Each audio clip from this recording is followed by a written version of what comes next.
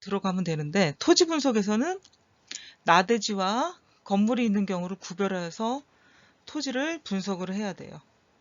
그죠?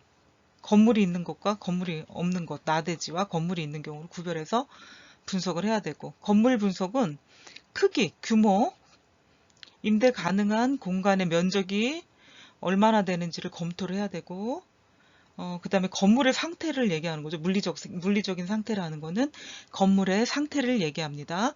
공간의 양과 질, 그 공간이 얼만큼 쓸 수 있는지 양을 얘기하고요. 질은 물리적인 상태를 얘기한다 그랬죠. 그 상태가 양호해야지 뭐 건물 분석이 어떠한가를 알 수가 있는 거잖아요. 근데 상태가 좋지 않다, 뭐 아니면 좋다, 나쁘다, 뭐 판단할 수 있는 분석을 해야 되는 거죠. 그래서 공용 면적의 상태가 또 어떤지 살펴야 되고요. 입주자들의 개별 공간이 어떻게 되는지도 점검을 해야 된다. 그래서 건물 분석을 할 때는 규모와 공간과 면적에 대한 양과 질에 대한 거, 그 다음에 공용 면적에 대한 거, 입주자들의 공간을 점검을 해서 건물 분석을 해야 합니다. 세 번째는 임대차 분석. 새로운 부동산을 매입해가지고 운영을 한다는 거는 그 수익, 임대 수익을 바라고 이제 건물이나 부동산을 매입을 하는 건데, 요렇게 매입하여 가지고 인수할 때 계약 관련 서류를 먼저 분석을 하고요. 그래서 임대 수익이 얼마가 나오고 보증금과 월세가 얼마가 나오는지를 따져봐야 되겠죠. 그래서 계약의 내용에 따라서 임대료 수입의 총액과 임대 기간을 파악을 해서 자금에 대한 계획을 또 세울 수가 있는 것이고, 앞으로 발생할 임대 수익이 얼마인지를 또 파악할 수가 있는 것이죠. 그래서 임대차 분석은 또 매우 중요한 부분이라고 할 수가 있겠죠. 네 번째, 관리 상태 분석. 부동산과 관련된 법과 관련된 이런 상태를 분석을 해야 되는데, 인간의 건강, 안전, 환경, 이런 거를 위반하지 않았나, 위반했나를 따져봐야 한다는 거죠. 위반을 했을 때는 새로 인수하는 건물주가 모든 걸 떠안아야 되고, 과태료라던가 범칙금, 위반에 대한 범칙금들이 나오게 되거든요. 예, 그래서 이런 것들을 면밀히 살펴보는 게 이제 부동산 자산 분석이 되겠습니다. 세 번째, 3단계 시장 분석이요. 단계별 시장 분석의 내용을 보면 시장 권역을 설정을 한다. 시장 분석을 하면 어느 부에서 어디까지가 분석 지역인가를 설정을 해야 된다는 얘기고요. 수요 분석을 해야 된다. 그러니까 부동산에 대한 수요 분석이 없으면, 수요가 없으면 의미가 없죠. 임대차 시장도 그렇고 매매 시장도 그렇고 수요가 있어야만이 반드시 수요가 있어야만이 이 상품으로서의 가치가 있는 것이기 때문에 수요 분석은 필수적인 것이라고 볼 수가 있겠고요. 또 공급이 어떻게 이루어지는지 그 지역에서 공급에 대한 분석을 또 해보면 수요와 공급이 어떻게 이루어지는지를 볼 수가 있기 때문에 수요가 많을지 적을지 없을지를 또 예측해 볼 수가 있는 것이죠. 예, 그래서 단계별 시장 분석의 내용에서는 세 가지를 보는데, 시장 권역을 먼저 설정을 하고 수요 분석, 공급 분석을 해 주게 됩니다. 네 번째, 대체 방안을 분석을 해야 되고요.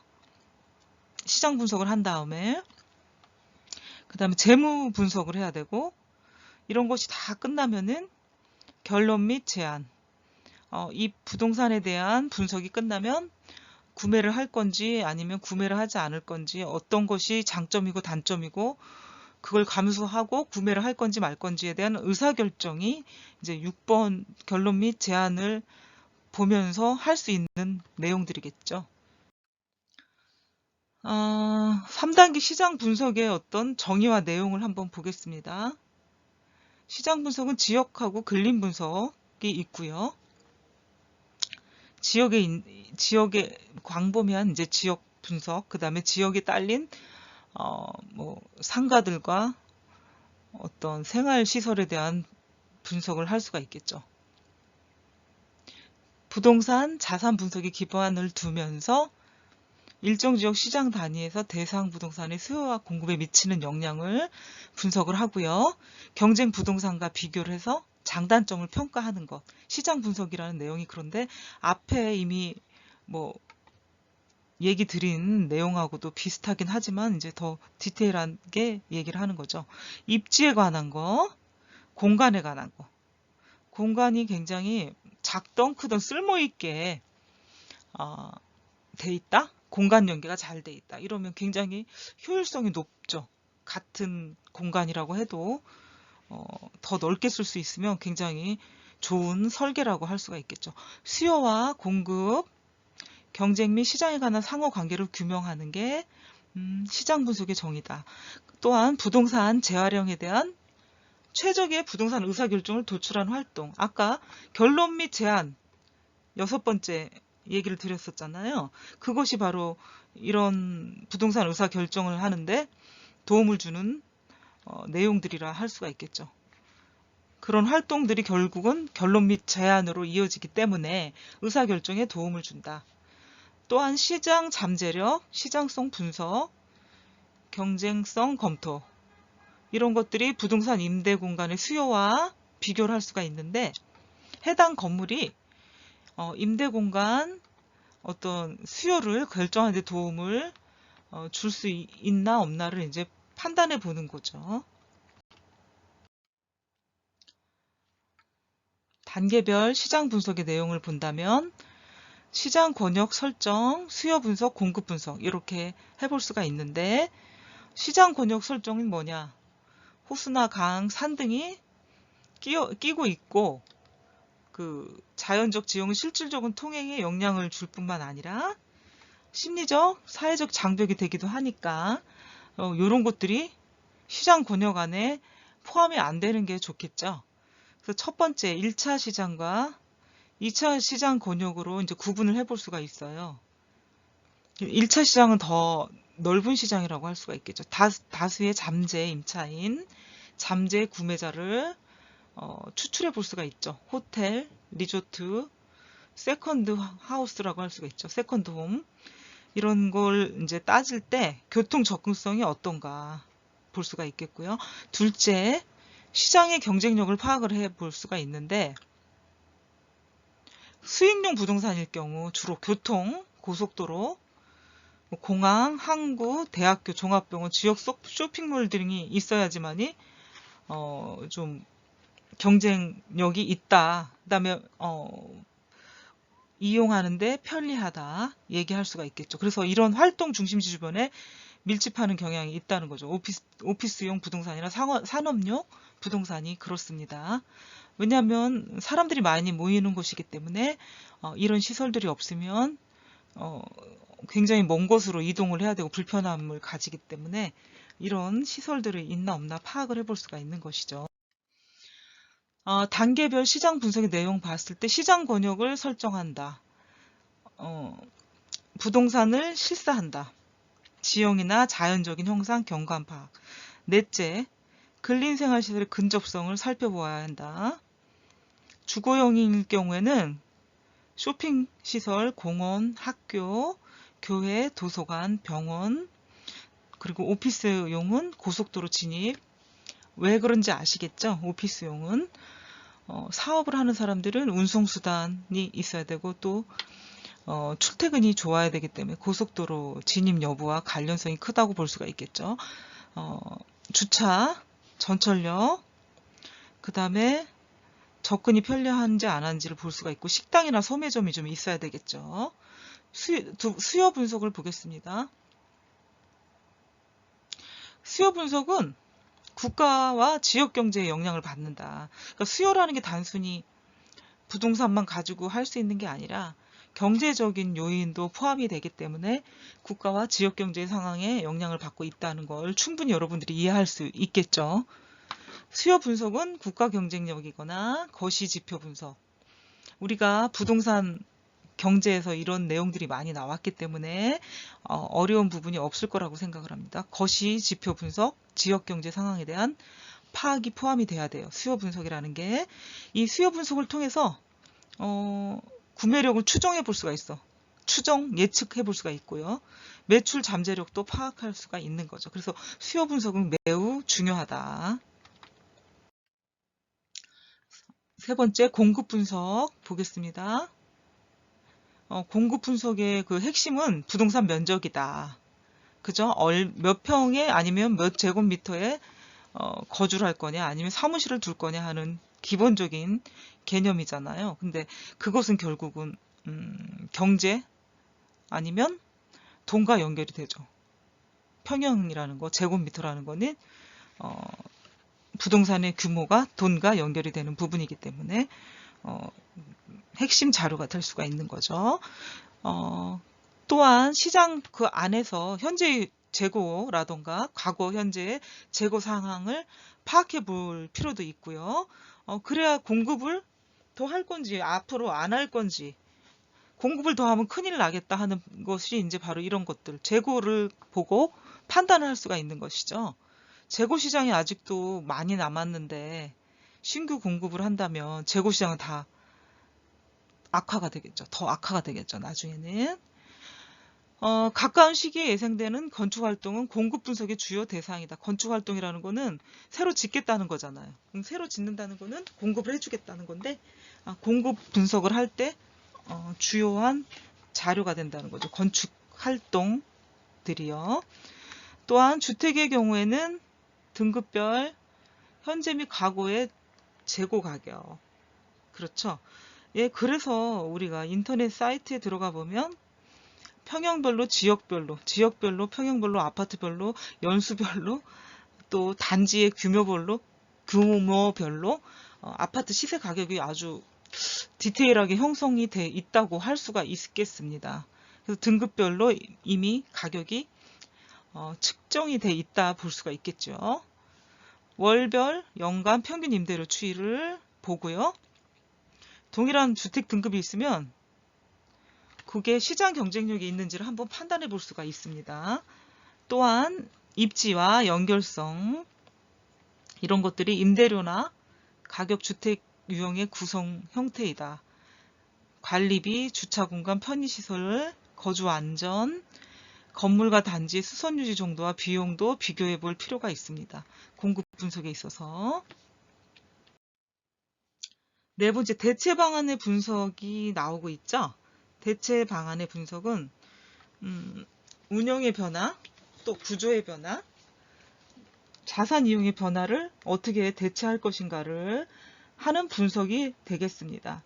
운영을 어떻게 할 건지, 구조 변화를 어떻게 적응해 나갈 것인지, 자산 이용을 어떻게 할 것인지를 대체하는 게 이제 대체 방안 분석이라고 할 수가 있겠고요.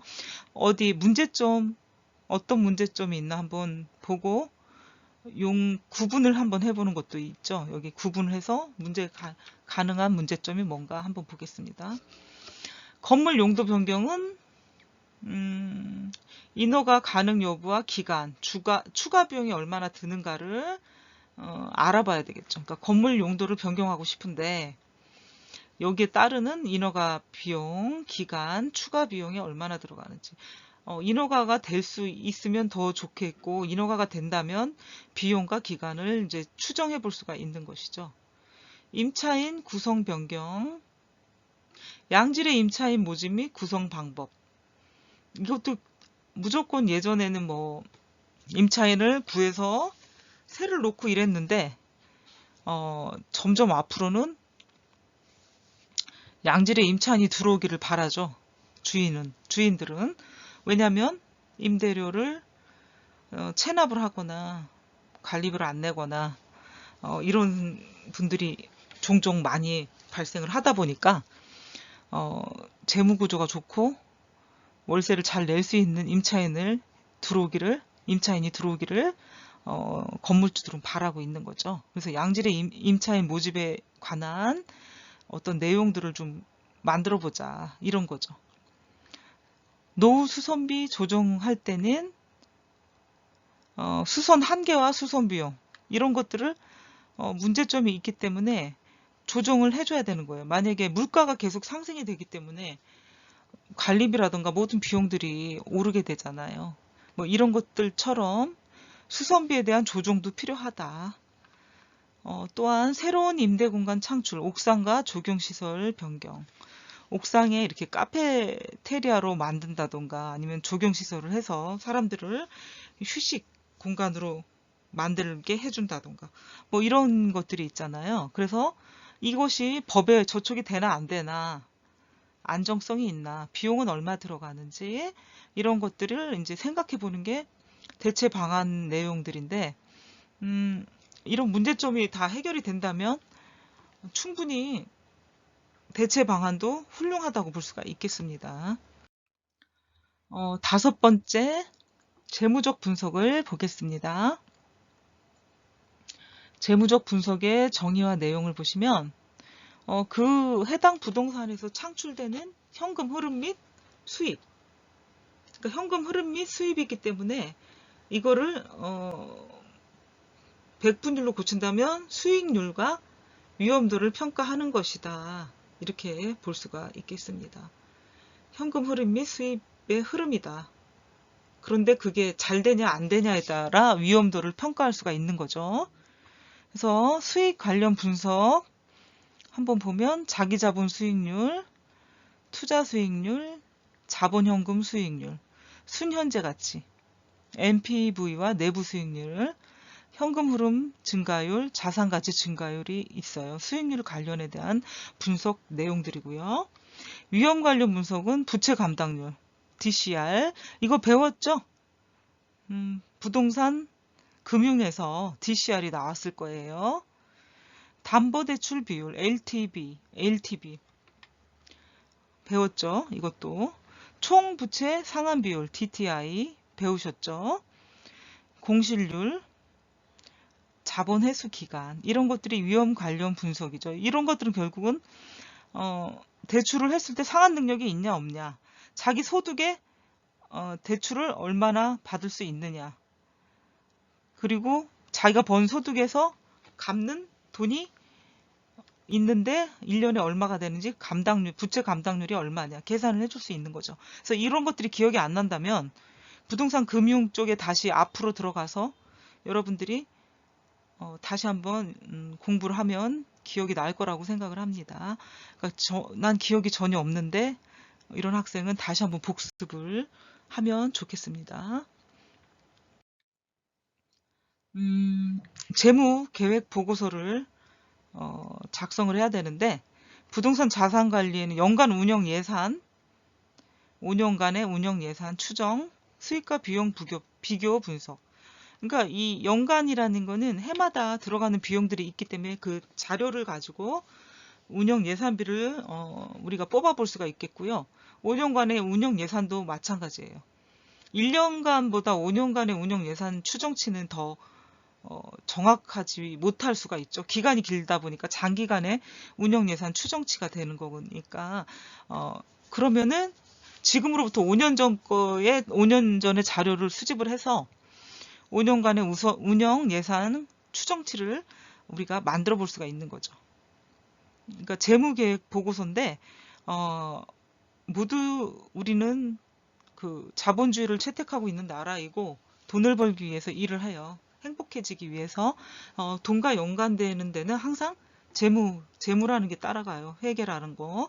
그렇기 때문에 이거는 부동산이 됐던 어떤 기업이 됐던 개인 사업자가 됐던 이런 재무계획은 필요하다고 생각해야 되고 여러분들이 반드시 알아두실 내용들인 거죠.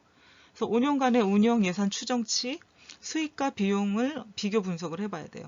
수입이 많은지 비용이 많은지, 비용이 많다면 어느 부분에서 지출이 많이 되고 있는 것인지, 아니면 수입이 많다면 어디서 늘어났는지를 우리가 먼저 알아보고 비교 분석을 해볼 수가 있는 거죠. 또 재무 분석을 위한 정보들이 있어요. 이런 정보들을 가지고 이렇게 재무계획 보고서라든가 추정을 해볼 수가 있는 거죠. 그래서 정보가 어떤 게 있나 한번 보도록 하겠습니다. 적정 임대료, 총 임대료, 총 예상 수입, 운영비용, 준비금, 현금 수지 등이 있고요. 적정 임대료는 목욕탕, 침실, 대중교통, 편의시설, 노후도, 조망권, 중심시설의 접근성 등 장단점을 분석한 후에 결정을 할 수가 있어요. 적정 임대료는요. 자산관리자는 해당 부동산의 총 임대료 수입을 예측할 수가 있다.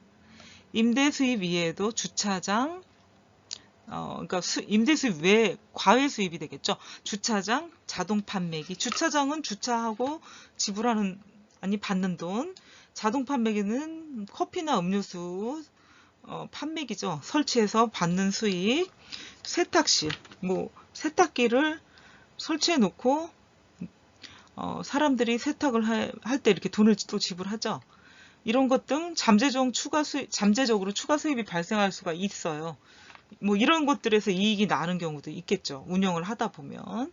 그래서 이 재무 분석을 위한 정보 이런 것들 하나, 둘, 셋, 네 가지가 있어야 되고 이런 것들이 다 포함이 된 게 이제 이렇게 연간 아니면 5년간의 예산 추정치가 나오게 되는 건데 그동안에 이렇게 한 해 한 해 운영을 하다 보면 자료들이 있을 거란 말이에요. 그런 자료들을 가지고 이제 하는 게 이런 자료가 되겠죠. 자료들. 마지막으로 결론 및 제안이 나오죠. 자산관리자는 최종적으로 운영 예산 및 향후 5년간 예상 수지표, 부동산 개량 계획을 검토하고요. 부동산 자산 관리 계획을 제출을 하게 됩니다. 그러니까 최종 예상 수지표, 개량 계획을 검토한 후에 부동산 자산 관리 계획을 제출을 해야 됩니다. 또한 이 부동산 자산 관리 계획서 보고서에는 맨 앞에 이제 결론 및 제안 사항을 요약 정리해 가지고 소유자가 좀 손쉽게 볼 수 있게 해주면 이해를 하는데 좀 빠르죠. 그래서 이해도를 높이는 데 도움이 많이 되기 때문에 간단하게 요약 정리를 해두면 좋겠습니다. 또 소유자들의 자산 목적에 따라서 장기간의 수익 증가, 조제 절감을 위해 가지고 제안한 부동산의 변경 개량 계획을 승인을 하거나 아니면 두 번째, 새로운 자본을 투입하지 않고 그동안 미루었던 수선만을 통해 가지고 부동산 가치를 올릴 수가 있죠. 올리거나 보전하거나. 세 번째는 어떠한 자본 지출이나 변동 없이 이 부동산에서 단기간에 최대한 수입을 창출하기를 원한다. 이렇게 자산 목적에 따라서 첫 번째, 두 번째, 세 번째가 있습니다. 그런데 해당 부동산의 자산관리 변경사항이 있을 경우에는 자산 관리하시는 분이 이행 시기나 아니면 단계적 시행인지 이런 걸 따져보고 대상 부동산에 대한 운영 계획을 명시해야 합니다. 명시한다는 건 뭐야? 표시해야 된다. 보고서에. 요약을 정리하면서 이 부분도 표시를 해야 된다 하는 얘기를 하고 있습니다. 그래서 사장 부동산 자산 관리 계획의 두 번째 단계별 부동산 자산 관리 계획까지 수업을 마치도록 하겠습니다. 수고하셨습니다.